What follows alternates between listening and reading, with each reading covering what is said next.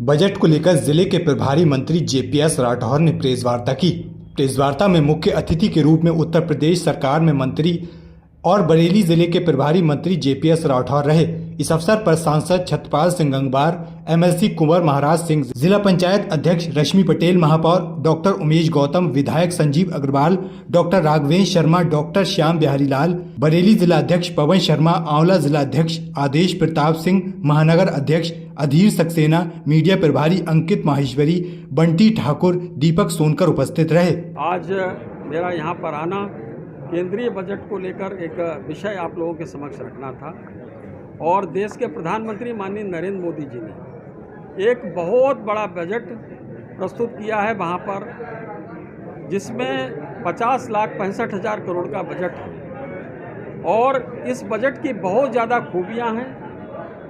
पिछले बजटों की तुलना में अगर देखें तो पिछले जब भी माननीय प्रधानमंत्री नरेंद्र मोदी जी बने हैं तब से निरंतर हमारी जो इंफ्रास्ट्रक्चर उसको मजबूत करने का बजट था और दूसरी तरफ गरीबों को हर तरीके से राहत देने वाला बजट था, जिसमें उज्ज्वला योजना के माध्यम से, उसके बाद गरीबों को पक्के घर देने के माध्यम से, आयुष्मान कार्ड देकर या फिर किसान सम्मान निधि देकर गरीबों के लिए कई प्रकार की योजनाएं चलाई गई। एक बीच में मध्यम वर्ग ऐसा था जो छूट रहा था।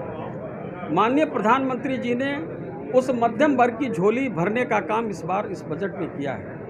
उनकी आशाओं उम्मीदों से कहीं ज़्यादा 12 लाख रुपए तक का आय को कर मुक्त करने का काम किया है, जो यह सीमा पिछले 2 साल पहले थी 2023 में, उसको इस बार बढ़ाकर 7 लाख से 12 लाख तक करने का काम किया है।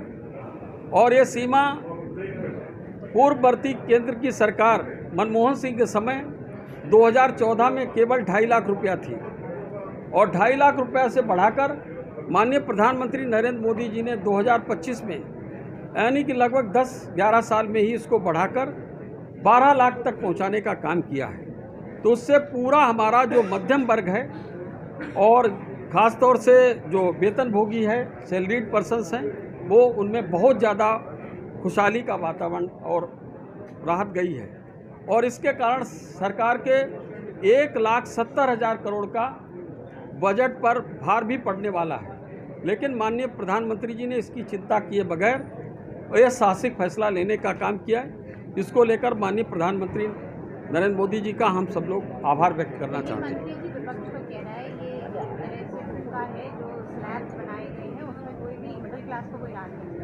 देखिए, ऐसा है कि मिडिल क्लास वाला तो कोई आके कहे, विपक्ष को तो रोना है ही। विपक्ष को इस बात से बेचैनी है क्योंकि इतना अच्छा बजट आया है जिससे विपक्ष को ये लग रहा है कि भारतीय जनता पार्टी ने तो ये पूरा ट्रम्प कार्ड खेल दिया है, जिसके कारण गरीब इनके साथ पहले ही थे, युवा महिला पहले ही चल रहे थे, एक मध्यम वर्ग छूट रहा था जिसको ये बरगला लेते थे।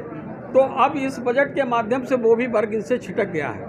तो इसके कारण विपक्ष में मायूसी स्वाभाविक है और इसका परिणाम दिल्ली के चुनाव में भी दिखाई पड़ गया है। तो विपक्ष पूरी तरीके से मायूस है, निराश है, हताश है कि बजट में इन्होंने सभी वर्गों को अपने साथ जोड़ने का काम किया है। और भारतीय जनता पार्टी की केंद्र की सरकार हो, प्रदेश की सरकार हो, हमने समाज के हर वर्ग को, युवा हो, महिला हो, गरीब हो, किसान हो, उनको छूने का काम किया है। साथ ही साथ उद्यमियों को भी लिए तरह तरह की योजना बनाकर इस देश में नए नए रोजगार सृजन करने का काम हमारी प्रदेश की सरकार और केंद्र की सरकार ने किया है। तो इस तरीके से बजट रोजगार देने वाला भी है, इंफ्रास्ट्रक्चर को बहुत मजबूत करने वाला है और हमारी रक्षा की जो नीति है और उसमें भी बहुत अच्छा गुणात्मक परिवर्तन लाने वाला भी बजट है। इस बजट से क्या बरेली को एम्स आने की कोई संभावना बनेगी या इंजीनियरिंग कॉलेज या और मेट्रो जैसी परियोजनाएं लंबित पड़ी हुई है? देखिए, अभी माननीय सांसद जी यहाँ पर बैठे हुए हैं और निश्चित रूप से हम सब लोगों का एक प्रभारी मंत्री के नाते मेरा भी एक वो है कि यहाँ बरेली में एक एम्स होना चाहिए, क्योंकि स्वास्थ्य के क्षेत्र में बरेली की बहुत अग्रणी भूमिका बहुत पहले से रही है। यहाँ पर बहुत से हॉस्पिटल्स हैं और इस बरेली के ऊपर बहुत ज़्यादा दबाव है इसमें बहुत से आसपास के ज़िलों से लगाकर, उत्तराखंड से लगाकर इवन नेपाल तक के लोग यहाँ पर इलाज कराने के लिए आते हैं। तो ऐसी परिस्थिति में यहाँ पर एम्स अगर होगा तो मुझे लगता है कि उसकी बहुत उपयोगिता यहाँ पर इस क्षेत्र में है। कि यहाँ पे सरकारी मेडिकल कॉलेज और इंजीनियरिंग कॉलेज तक आज तक नहीं आया, जबकि हर जिले में मेडिकल कॉलेज हो रहा है। देखिए, प्रभाव कहने से नहीं, ये क्या है कि कुछ जगह ऐसा होता है जो अपने आप बहुत अच्छे एजुकेशनल, बरेली कॉलेज बरेली बहुत अच्छा चल रहा था उस समय। नहीं, सुन तो ली। उसके बाद बरेली जो रुहेलखंड विश्वविद्यालय, वहाँ पर इंजीनियरिंग कॉलेज बनाया गया है, वो अभी संचालित है। अब धीरे धीरे उन व्यवस्थाओं को, मैं आपकी इस बात से 100% सहमत हूँ कि यहाँ पर एक सरकारी मेडिकल कॉलेज या एम्स होना चाहिए और उसके लिए जो भी संभव हो सकेगा प्रयास भी करूँगा। मंत्री जी, अगर हम बात करेंगे स्वास्थ्य विभाग की, तो स्वास्थ्य विभाग में जो हॉस्पिटल है, अल्ट्रासाउंड लैब है, उन पर बहुत गोलबाजी हो रही है। क्या एक बोलो। अल्ट्रासाउंड की अगर स्वास्थ्य विभाग की बात करेंगे तो अल्ट्रासाउंड है, पैथोलॉजी लैब है, ऐसे तमाम जिले में तमाम लैब फर्जी चल रही है।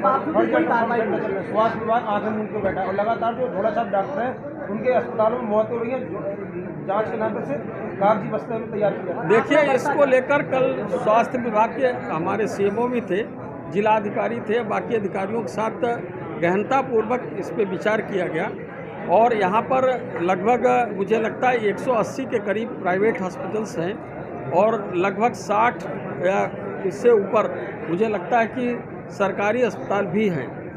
और इसके बावजूद भी यहाँ पर दिक्कतें हैं लोगों को।